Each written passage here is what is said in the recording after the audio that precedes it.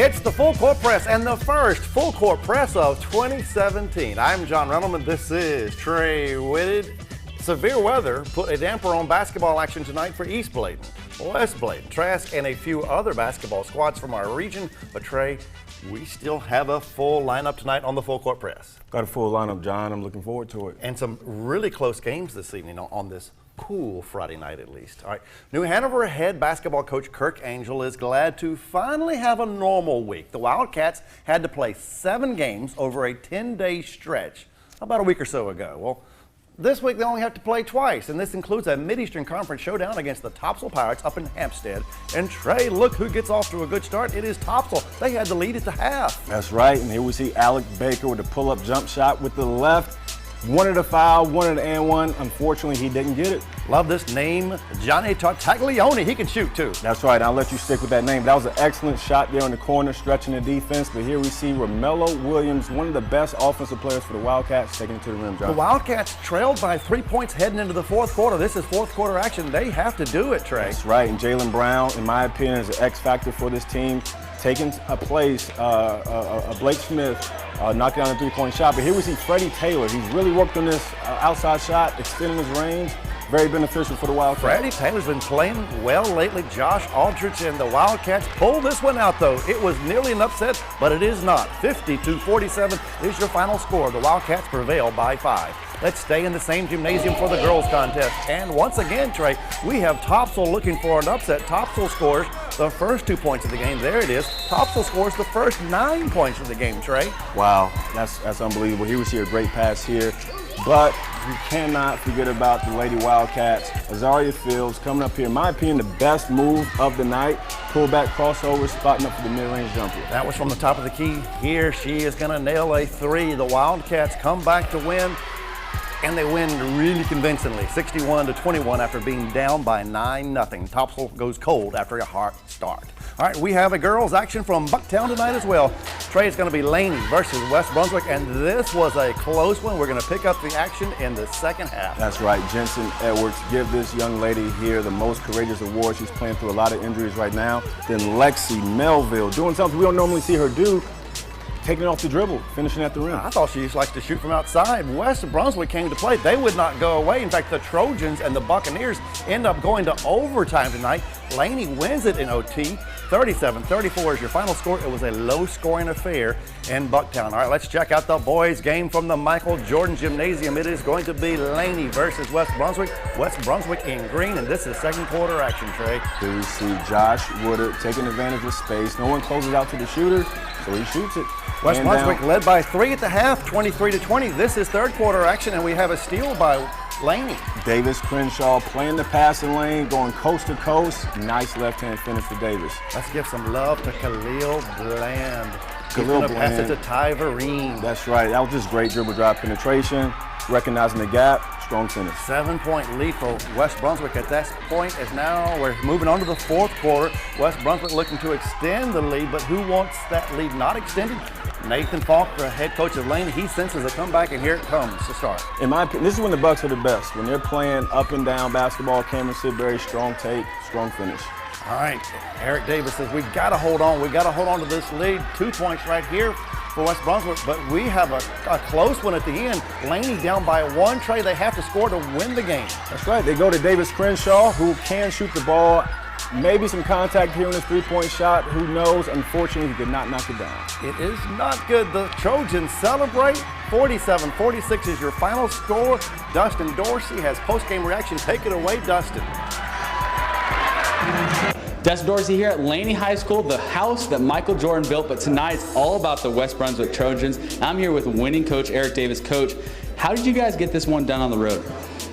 Yes, it was tough, hard fought. Every time we play Laney, it seems like it comes down to the last possession. We've been very fortunate last 3 years to come in and pull out a late game victory. Just our defensive effort down the stretch. I felt like we got a little sloppy, a little loose with the basketball down the stretch. Some of our decision making wasn't the best, but we were able to get the victory because of our defense. I'm here with Josh Woodard, player of the game, man. Hey, you had a huge second half. Talk to me about how you got it done and won this game for your team. Everything was just coming to me. I was beat my teammates, and they were just making plays. You got the game-sealing rebound at the end with time expiring. What was that feeling like? Outstanding. About it. What do you guys have to do? You had a little sloppy first half. What do you guys got to do to continue to clean things up and win games? Just got to keep grinding, always grinding. Well, Josh, man, thank you for joining us today. Great game at Laney High School. For Josh Woodard, I'm Dustin Dorsey. You're watching Full Court Press. Go Trojans. Back to you guys.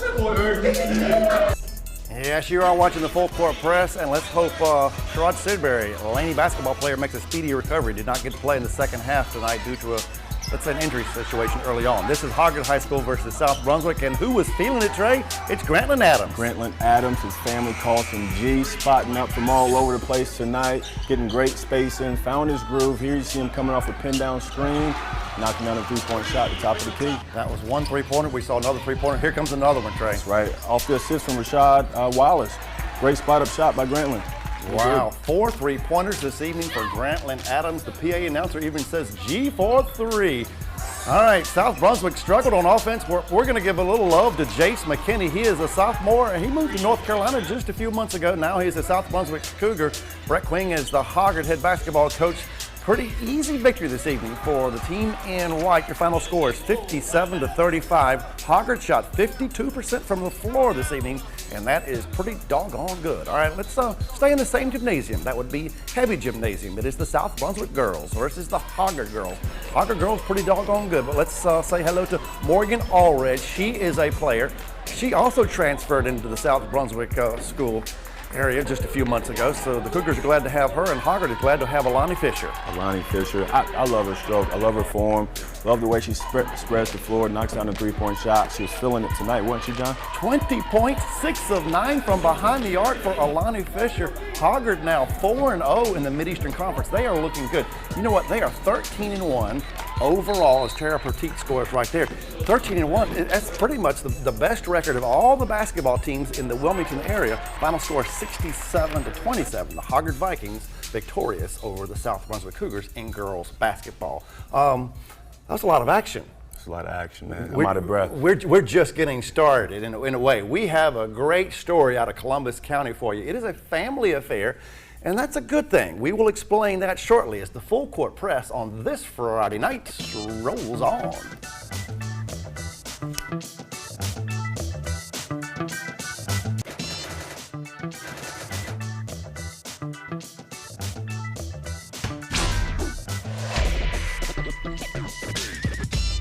Trey, when's the last time you went to Columbus County? It's been a while. It's been a while. We're getting ready to go there right now, my friend. Let's do it. We had a brother versus brother head coach matchup tonight in Columbus County. W.T. Edwards is the new man in charge at West Columbus High School. Bryant Edwards has been the head coach at South Columbus for 3 years. For more on this matchup from this evening, let's check in right now with Franklin Davis and the Columbus County Sports Network. Thanks, John. I'm here with Bryant and W.T. Edwards, the head coaches at South Columbus and West Columbus, respectively, and also brothers. And they'll be facing off tonight for the first time. Now, Coach Speak says that you're both supposed to say this is just another game like any other. But inquiring minds want to know your real feelings. First, we'll start with Bryant since you're the visitor. Well, obviously, it is a conference game. Conference games are always big. You know, he's always had a basketball mind, so he's a good coach, and he has their team playing really well right now. So not just another game for you either, right? Well, I'm supposed to say that. Yeah. So, but no, I think it would be wrong to ignore the fact that it's something a little more special because I know we're both excited about it. Any friendly wager on tonight's game? Somebody going to cut the grass, do the dishes? I think you're his landlord, aren't you? Used to be. That would have been nice. I wish he was still there so I could use that. I'm sure a lot of other people had those friendly wagers. We'll probably talk about it a lot at Sunday lunch. So we'll see what goes on with that. All right, well, we wish you both the best of luck. And John, Dustin, back to more highlights from the O'Brien's Full Court Press. Thank you, Franklin. I'm here. Dustin was here earlier. Trey is still here, and we have game action of South Columbus versus West Columbus. West Columbus is the team in white. Early on, they held their own with Elijah Willis and Daquan Hardy doing their thing. Look at that move by the West Columbus Vikings. But let's give South Columbus some love because they won this one. Check out the steal right here by Jay Wright. Ooh, look at that, Trey. That was nice. Oh, that was nice.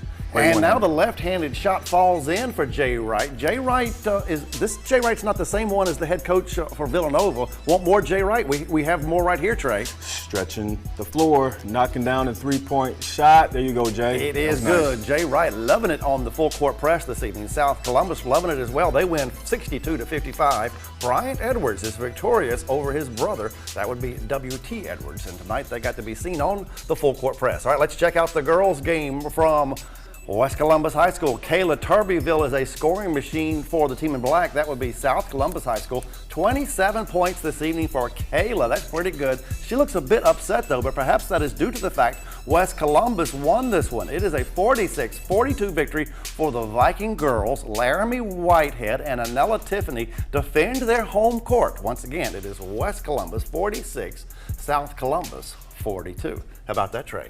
That was good. We didn't know you were going to have Jay Wright on the full court press tonight. I didn't know. Maybe we can get the one from Villanova to come down here one night. Oh, we'll be doing big things then.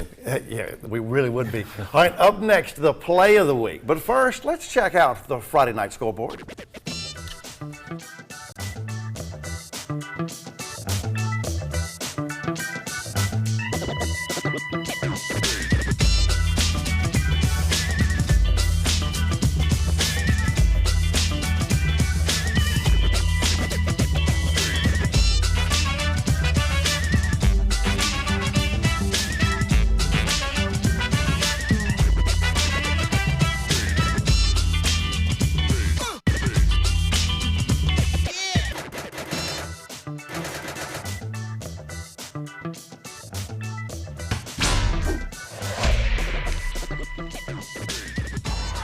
Special thanks to O'Brien. They are the big sponsor of the Full Court Press, and this is the play of the week. It comes from a game that was played on Thursday night, Trey. Tyrell Kirk of Whiteville High School. You just saw him get the block, and then he just takes off down the court, and here it comes again, Trey. That's right. Looking like his big brother, Sean Kirk, going coast to coast after the block.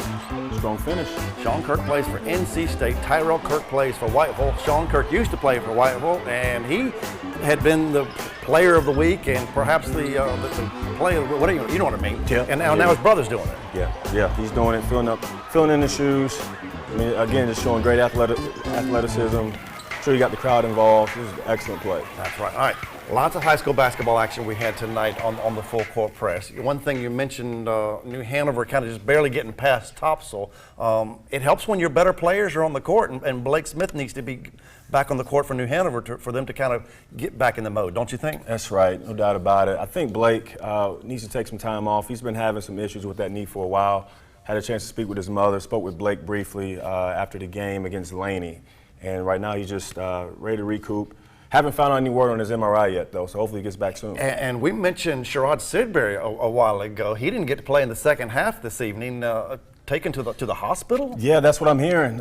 He left in an ambulance at halftime. I'll text Coach Falk later on tonight. Probably shoot Sherrod a text, make sure he's doing well. I mean, we want him to be back on the court again, but if he's taken to the hospital in an ambulance, then you know, that is an athlete. Let's just wish him the best. Absolutely. Take some time. Laney next week has to play Hoggard. That should be a good basketball game, and Laney's going to be needing to be at full strength as we check out a little bit of video from tonight's Laney-West Brunswick game. This was a close one. I don't know if you expected it to be this close, Trey, but it was. It was a close game. Laney, those guys have been working extremely hard. It's only a matter of time before the tables kind of shift for them in conference play. They're 0-2 right now. But if they continue to go ahead and play the way they're capable of playing, Laney does have a conference win. They beat Topsail a week or two ago. That's right. So they're 1-3 right now.